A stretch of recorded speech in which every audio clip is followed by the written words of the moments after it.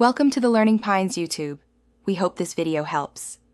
You begin by confirming essentials: iOS up to date, battery above 20%, and Wi-Fi connected so updates won't fail. Once done, force restart the iPhone to clear transient glitches.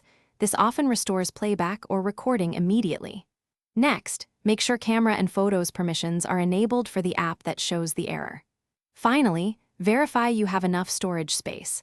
Low space causes failed exports or corrupt video files, so free up a few hundred megabytes if needed. You should now address file level and app issues.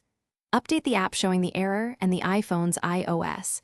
If the app still fails, uninstall and reinstall to reset its cache. Then inspect the video codec.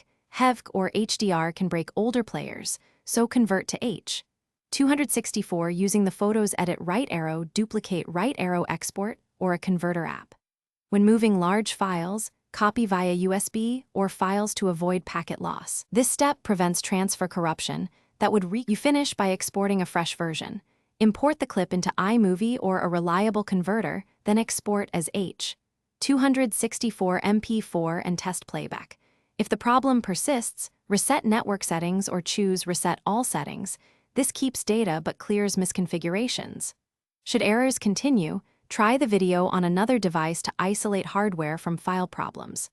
As a last resort, restore the iPhone from a recent backup or use recovery mode. Those steps resolve deep software corruption, but require careful backups first. Thanks for watching. Consider subscribing if we helped you.